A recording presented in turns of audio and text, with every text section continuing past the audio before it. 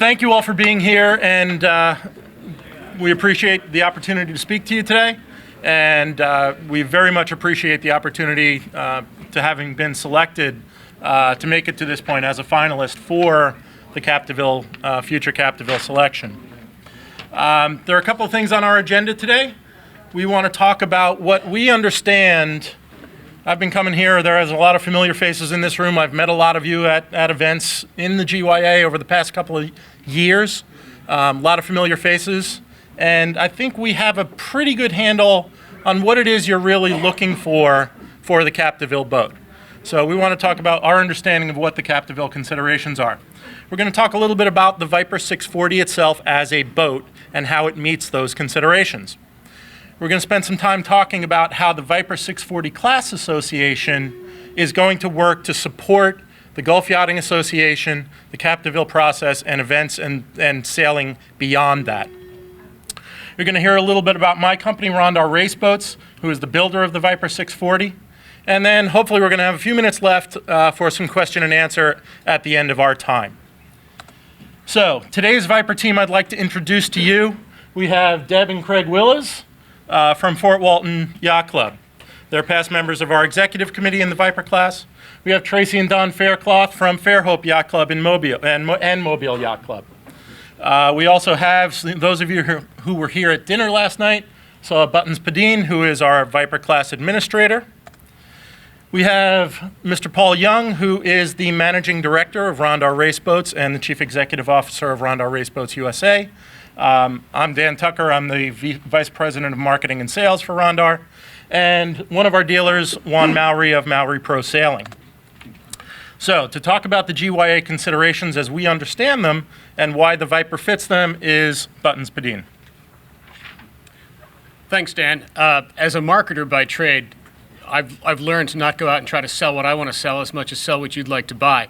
So it was our task, based on Dan's 3 years experience in working with all of you, to figure out what it is that you're really looking for to make this selection. And we broke it down into 3 buckets. First off, you're looking, from our understanding, to broaden participation, not only in the Capedeville, but also in general sailing in your clubs. So you need a platform that's fun. You want something that's stable and self-righting, safe. You're also looking for a wide competitive weight range so that you can have 3 or even 4 people in the boat. Just as an aside, after our North American Championships in September, I polled the top 14 boats that they were sailing out in in Long Beach. And the weight range for the total boats ranged between 510 and 590 pounds. And it was not as if it was linear.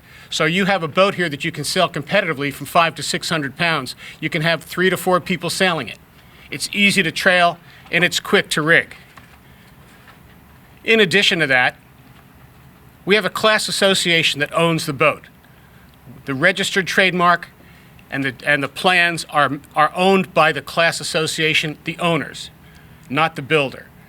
We also have the class that is controlled by the owners so that we have a long-term future that we're self-determining, self-controlling. And we also have an excellent builder relationship. Rondar has been building the Vipers for us for about 8 years now, and they're not new kids on the block. They're celebrating their 50th anniversary in business this year. So it's a win-win. So overall, if you think about the things that we were looking for up front, the Viper 640 checks all the boxes. But wait, there's more. Let's talk a little bit about the boat. Dan, why don't you step back in here? So what makes the Viper 640 a good boat for the GYA for Capedeville? We really feel very strongly that it is the right boat for what you're looking for. There is a track record, a proven track record of owner-controlled evolution of the boat over the years. And history has shown that classes with true longevity embrace change in a controlled fashion. We do that through the owners. That keeps the boats modern, keeps them relevant, but our owners also don't want checkbook wars, so we make sure that it remains cost-effective and a strict one design. When we talk about controlled evolution over time, there's a bunch of things that have happened to the boat, particularly a major re-engineering in 2006 when the boat was reintroduced. The two biggest changes at that point from the original boat from 1995 and 96 was we switched to a carbon fiber rig, changed the chain plate configuration to accommodate that, and the weight we took out of the aluminum mast we put into the keel bulb. So the boat actually meets two independent self-righting standards, from the International Standards Organization and the British Recreational Craft Directive. We think that is a pretty big thing for the GYA because you want a platform that is self-righting. They're both self-bailing. That's a significant difference. You can see the list of some of the other things that we've done. I'm not going to go through that in detail, but it's made the boat contemporary. And that is a significant change. And all of those improvements are now already retrofitted through the entire existing fleet. So everybody that owns a Viper, if they didn't have this stuff when it was introduced, has done it because it is something that the owners wanted by vote. The evolution continues, that controlled evolution, because last year, at the request of the Class Association, we at Rondar introduced a new keel hull interface. It's a tapered wedge keel system that really, we think, leapfrogs most of the existing lift and keel systems on the market today. There are a couple of reasons that we think it's pretty good. Number one, the wedges hold the keel very securely in the boat, but we've also got guides that don't chafe they're not chafing the keel when you're traveling, they're not chafing the keel when you're raising and lowering it. So that lowers maintenance expense on the boat and the keel foil. Because of this owner-controlled continuous evolution, this is why the Viper will still be a modern, relevant boat 10 years, 20 years, 30 years, 47 years from now, like the Flying Scot, or not like the Flying Scot, which is why you want to make a change. So we want to be the boat for the GYA for a term like that, and we want to keep the boat, and you're going to be part of that as owners of the boat, determining what those evolutionary changes might be. So now to talk a little bit more about the Class Association and how they play into the whole picture, we're going to hand it back to Buttons. This is my first experience down here with y'all and the Gulf Yachting Association. As Corky said so delicately yesterday, I'm a Yankee.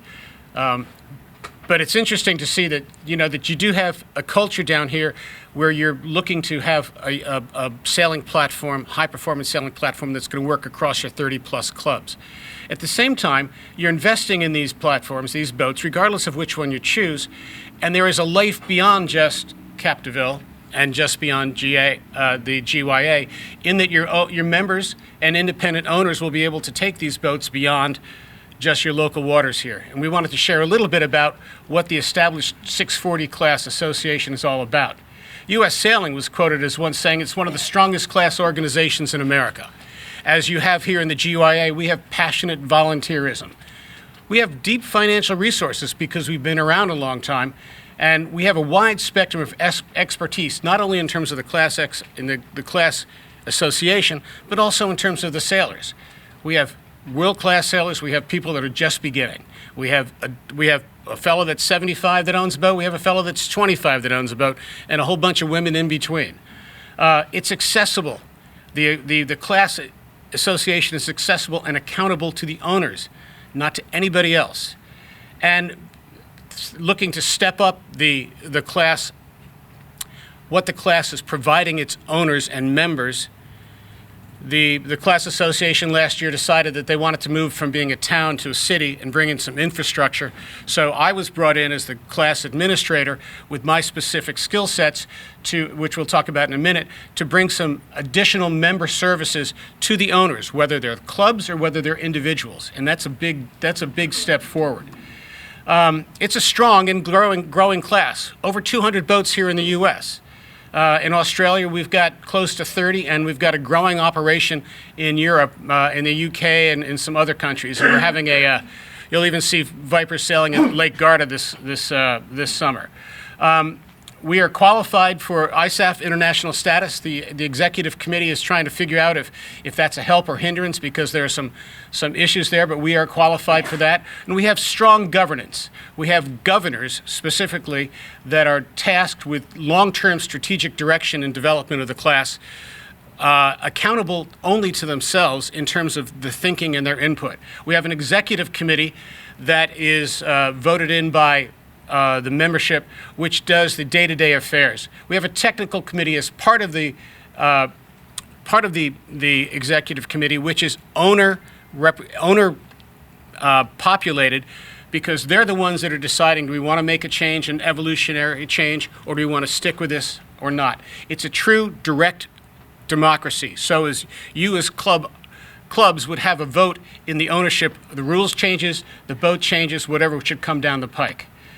In terms of our class officers, fine, we've got the structure, but the key is, look, California, Arizona, Connecticut, Massachusetts, Ontario, New York. It's not centralized in one area. It's a management team that's representing all of the constituents around the country in North America. And in addition to that, we've got a bootload of regattas. We're going to have one design Viper regattas in 20 states this year, and then and additionally that in 6 countries.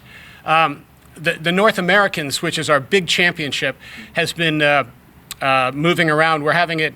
We had it in Long Beach last year. It's going to be at my home club, Larchmont Yacht Club, in September this year. We're probably going to have between 40 and 50 boats on the line. And in 2016, the North Americans is going to be held in Bermuda.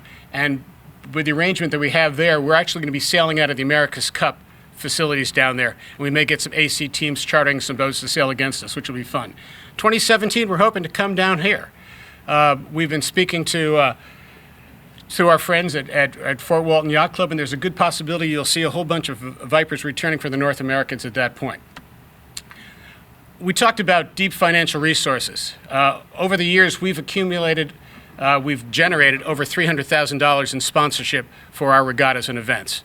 It's pretty substantial. It shows that we've got some chops. It shows that we know how to run events and support our members and our member clubs.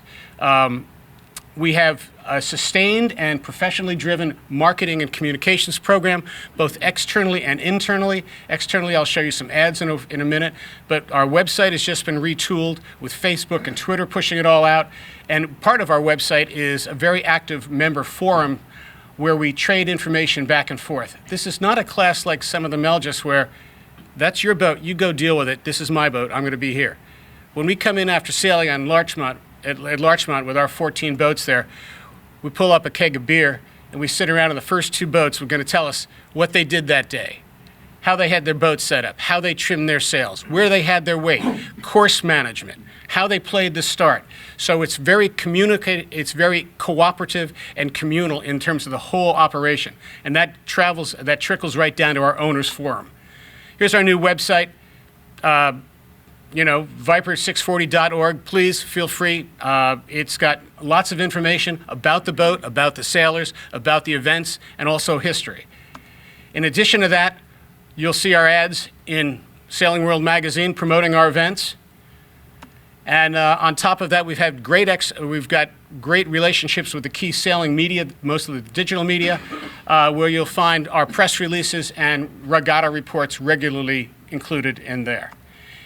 The ownership, I'm just repeating this, the class owns the boat, owns the trademark, not a trademark holder. The class controls the class rules. In 2011, it turns out that there were no real design plans for the boat, so we had Marblehead's naval architect Jimmy Taylor actually do laser scans of the boat, so we now have and own trademarked plans of the boat. We have an excellent partnership with Rondar. It's been going on actually for 8 years. And working together, we're providing uniform and quality and durable sport boats. In terms of the class administration and taking us from a town to a city and providing more for our members, they brought me along. I'm a lifetime sailor. I've done a lot of regatta management over the years. I've been involved deeply with U.S. sailing. I am a Viper sailor, although I just turned 66. I'm ready to go. Do a lot of team racing. I belong to Larchmont and Storm Tristle Club, and I've been in marketing communications for 40 years. And what that has done is allows me to step in and support the class in terms of overall logistics, in terms of specific marketing and communications, so that the right hand knows what the left hand is doing, so that our members share information with each other. I help the local people and the regional and the national regattas promote themselves, and in part of that is sharing best practices so that Club A tells Club B what worked and what didn't work so that nobody has to recreate the wheel going forward. I manage the club database, which has helped with the communications. We have a monthly newsletter that we send out, which is just not news, but it's also articles like we had Paul do one recently about how to make sure your halyards aren't twisted inside the mast when you take it apart and put it back together. Or Phil Lotz talking about weight placement, in and out, fore and aft, upwind, downwind, and different wind conditions. Sharing those little tidbits, which takes the bottom of the fleet and moves it up. And finally, I work with the executive committee on the strategic initiatives. So my role going forward, should the Viper become part of the GYA, would be to work with all of you to make sure that those knowledge bases and those resources that Corky talks about would be shared here. We do have a great relationship with our builder, and I'd like to have Paul Young come up and talk a little bit about Rondar Raceboats. Yeah. You can just hit the space bar and it'll go for it. Okay. Good afternoon, everybody. I'm Paul Young. I'm the owner and CEO of Rondar Raceboats, primarily a UK-based company, but we have recently invested in a small facility up in Boston, which we have 12 guys working in, and we build boats for all over the globe. America's just part of what we actually do. We're very proud of our partnership with the Viper class. We started effectively from nothing with the class, and we've worked with them and built it up. We're celebrating our 50th anniversary as a company this year. I've owned it for 25 years now, and we work with a lot of classes. We help them redevelop, we help them modernize. We understand the problems that classes face with participation, with trying to keep costs low, we're trying to keep value up, and that kind of thing. We also build high-performance boats that win world championships, so we have an enviable record of 47 world championships and literally hundreds of national titles that our boats have won, and that includes classes such as the 420, we've won the World Championships 4 times, the Contender, the 505, many international classes where we compete against other builders.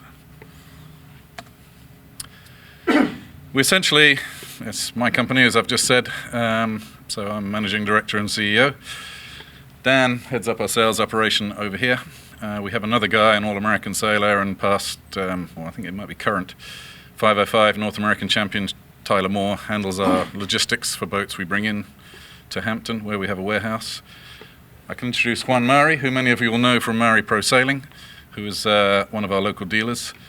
And we have another dealer at the Florida end, who is Sail 22, who I'm sure many of you will have heard of. They do a lot of work with various different fleets. In addition to that, we have representation all up the West Coast, Canada, the East Coast. So these are just our local guys, but you know, we're very pleased to work with them. They're well-established companies, well-established brands.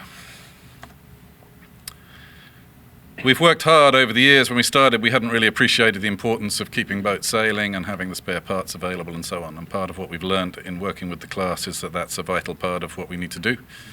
And we keep Viper-specific parts now available ourselves off the shelf. They're available online. In addition, Juan Mari at Mari Pro Sailing is a full stockist of parts as well. And, you know, we thoroughly understand the need that if you break something, you want to keep going. That boat needs to get out to the next race, the next regatta. We're very familiar with that setup. Our dealers will be the guys who handle demo sales. They will arrange tuning and boat handling clinics. They'll provide the regatta support that you're actually going to need at the big events. And more than that, Juan is a personal owner of a boat. It's his fun boat. He didn't buy it because I gave him a great deal or anything like that. He paid me money for it. You know, he's a guy who's passionate about the Viper and has become a dealer from that passion. So they're class advocates. You know, they spend that extra time in the dinghy park talking to the guys, making sure everyone's happy, just because they want to, not because I'm paying them to do it or there's a, you know, commission in the end of it or for whatever. So one of the things that I enjoy about working with our guys is that they're enthusiasts. You know, they do it because they love it, much as I do. It happens to be our business, but you know, they don't have to be there putting the extra mile in, and I think that's really important. What I'd like to do now, talking about passions, is introduce a couple of our local guys, Debs and Craig Willets, who can actually run through the ownership experience, which is the other end of what we do. Hello, Hello, I'm Craig Willis. It's my wife, Deborah. Deborah. Deborah. We're here to tell you why we bought a Viper, which was way before any of this, happened. And actually, I'm the one that said we need a sport boat. Yeah, So- it was kind of a surprise. We were NACRA 20 sailors at first, and Deborah developed some knee issues, and so we had to get off the wire. So Deborah got involved with some sport boats around the Gulf Yachting Association, and, well, what happened? Well, I did a women's regatta in a Melges 20, of which we did terrible, because we all, had never done that kind of boat before, but we got done and said, I want one of these. So Craig started researching, said, you can't have one of those. It was a Melges 20. So he probably put 6 months' time into researching different types of boats and everything, and you two tell him about that. Yeah, some of the things that we both felt were important is Deborah and I both had to be able to dry sail the boat out of our yacht club without having to hook it up to a vehicle. We both had to be able to step and de-rig and rig the boat up by ourselves, just me and her. We both wanted to be able to double hand the boat safely together and have a good time on the boat as well. We also wanted to be able to include our son, who has just getting into sailing, to hop on a boat with us. We also wanted the opportunity to bring our 8-year-old granddaughter out on races with us as well, with our son. So we could actually pile up pretty much the whole family on the boat and go racing. Some of the requirements that we wanted a one design.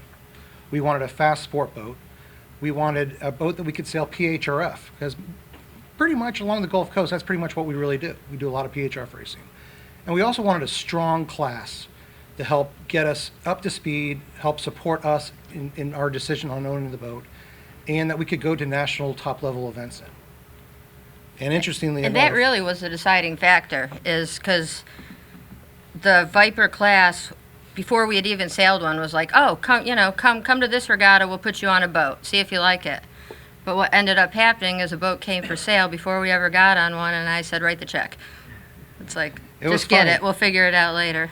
yeah, the class was more about us getting onto the boat and going out sailing on the boat. They never asked us our age. They never asked us our weight. They never asked us our sailing experience. They just said, "You guys are interested? Come on, sail." So we didn't take that opportunity, but we did end up when we talked to the Melges class. They ended up saying, "How old are you guys? What's your sailing experience? What do you guys do for a living? If you guys buy a boat, we can help you guys charter it at the One Design events, and then you can bring it back home." It wasn't our game. We wanted to go sailing. We wanted to have fun with the boat. So we ended up driving along the road, and Deborah said, just send this guy a check. And she had not even seen or sailed the Viper yet. And the first thing she said when we got to go pick up the boat, she kind of took a step back and goes, damn, this boat's wide. But it's been a great decision. All the sailors have become, good friends, like in any class, but they've been a huge help, trying to get us up to speed to the point where, we help people now, other people. I mean, we won't help them be champions, but we'll help them to try to be competitive. Yeah, it's been a fun experience, and we're really glad that we got to share some of our short period of time in the class with you guys. And if any of you folks or any of your club members have any questions, please feel free to contact Deborah or myself. We'd be happy to take you out on our boat. We'd be happy to share more of our experience levels with you. Deborah will tell you the story when I didn't tie the mast down, and it survived despite being carbon. And it's been a good time, and we're really glad that we're here with everybody, and we're really glad that we're here with you all. So thank you.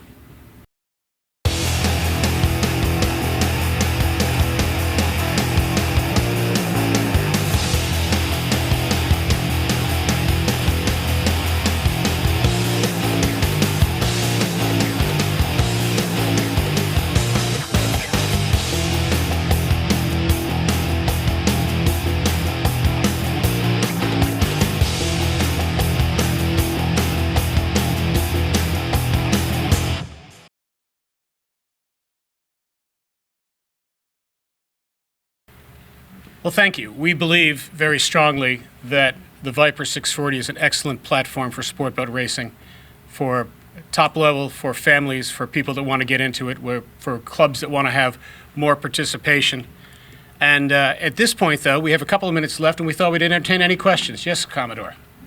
What would be the cost of this boat with racing sails and either aluminum or hot dip galvanized trailer delivered here to Biloxi, Mississippi? The boat comes standard with top level racing sails from your choice of sailmakers. Comes standard with a galvanized road trailer. We are working to establish a final offer price for the GYA currently. So we will be working with all of you on the board of directors to finalize a price over the next coming months. Well, as time goes on, maybe there might be an initial flood of. Right. We anticipate an initial discount. As time goes on, we'll have individual. Yeah. And requests. What would be the individual price, not for the GYA? the same as we offer to the GYA clubs. And we don't know what that is. It, Yeah. The current retail price of what you've just asked for is Is how much? $35,000. $35,950 is the list price of the boat currently, and we will be sorting out a discount from that. And that's delivered here. That is delivered here to the GYA. About how much? 10%, 20%, 5%? Somewhere in that range, yes. Okay, where is the boat manufactured? The boat is manufactured in England, in Wiltshire at the factory. Well, we've been in a couple of different locations actually, but with the folks that we've been building championship boats with for decades. And one last question. An early display showed that the weight was. I wrote it down. 5 to 6. 500 to 600 pound crew weight. And an ideal 3-person to 4-person boat. Yep. Then later we hear from these folks that own a boat that they like to sail it double-handed. You- So that would Can I mean, answer but that? they don't. Absolutely. She doesn't look like she weighs 250 pounds. I'm pretty sure she does. Now, let me.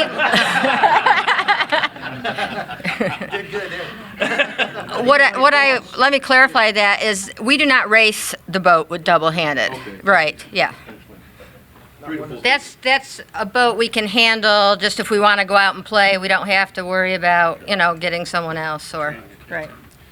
Yes, sir. What's your PHRF rating? 99. 99. In the GYA, the PHRF rating is 99. PHRF, 99. Anybody else That is questions? not an X rating.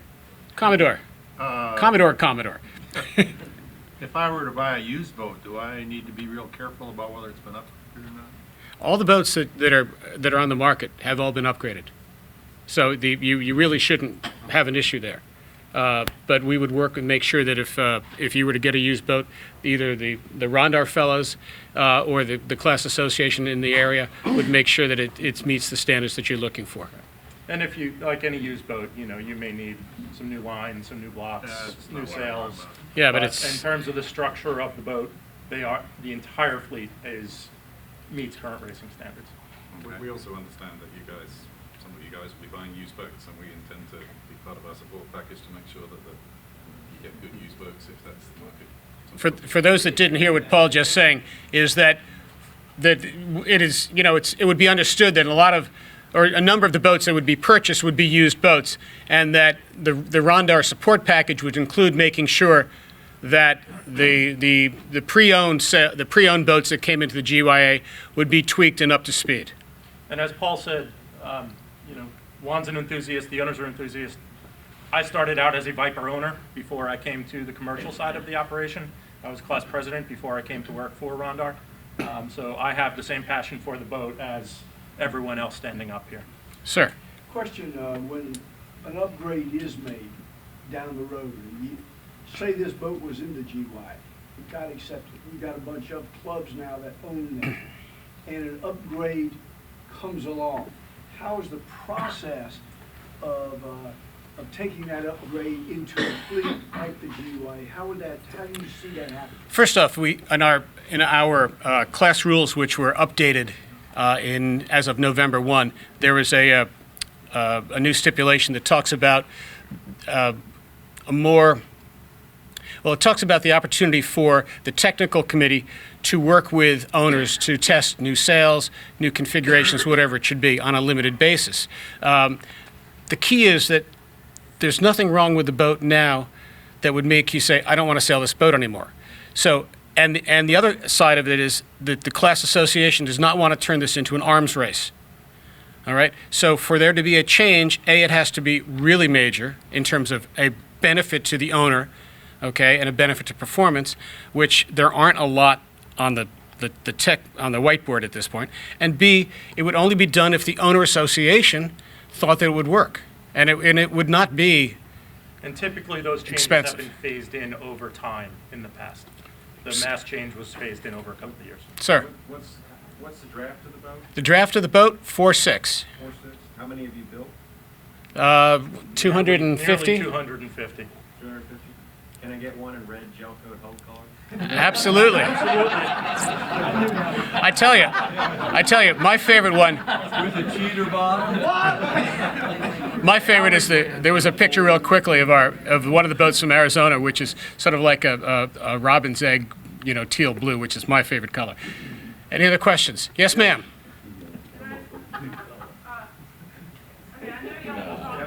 Shh. I know this issue's been brought up already, but when you say that 500 pounds is the competitive weight on this boat, is that what y'all are saying? What I said was that the top 14 boats at the North Americans sailed in a weight range between 510 and 590.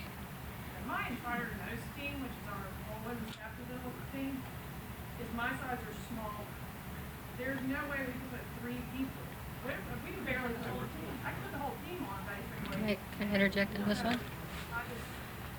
You have to speak up. I took our Viper and did the Roses as a women's team, and I took 4.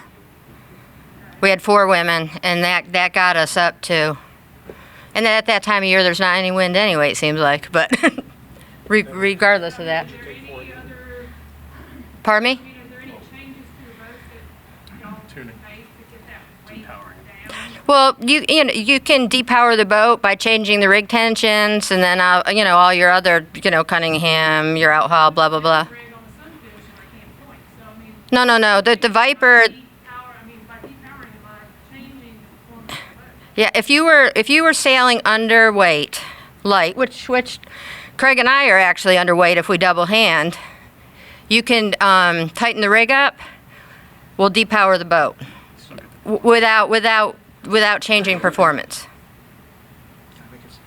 Go ahead. One of the things that we've seen in the class is, well, in fact, in Sarasota, there's a double-handed team down there. And it was blowing 14 to 16 knots. And the double-handed team was at the weather mark with the rest of us. And it was a husband and wife team. The thing that they were definitely under 500 pounds. What does that do going down with? Actually, interestingly enough, one of the things that we're seeing is the Viper hull form can actually support a whole wide range of weights. So we're not seeing a huge advantage of being light or heavy on the upland and downwind legs. What you'll see is a team that's 100 pounds heavier than another, and if they start side by side together, chances are they're going to be at the weather mark at the same time, and chances are they're going to be approaching the gate almost at the same time.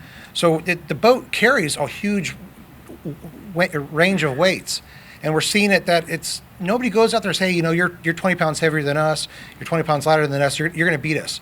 We don't see that at all. I just don't really like the sound of having to depower the boat.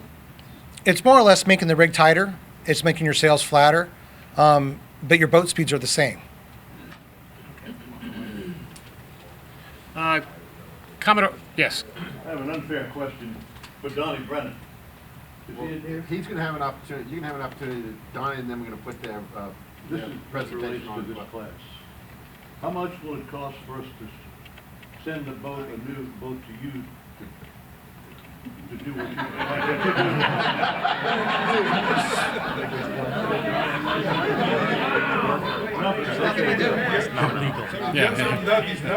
Actually, you don't need to do that because it'll come out of the box. That's what I want to hear. Commodore Potts. Yes, at your North Americans last year, what was the oldest boat in the top 10? If you, of course I'm asking you, I don't know whether you have this at your fingertips, but what was the oldest boat in the top 10? It was Justin Scott's, it was boat number 94. 54, I'm sorry. And he's also sort of like my age, our age. So, okay. So the boat's probably, Boat number 38 was second. oh, boat number 38 was second. Okay. okay, and there were boats in the 200s. Okay. So that says that the controlled evolution that the class association has been managing since the re-engineering is working. So Big Waveland could buy an old boat and paint it red and still be competitive. Yes, sir. Commodore. I think y'all should get this out there because of the arms race that can go on around here. The fairing to the bottom by class rules is illegal in your class, correct? Yeah. Yes. I just want to make sure that everybody understands that.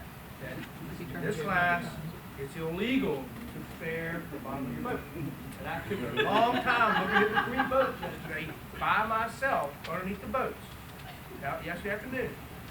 And they're all pretty damn fair.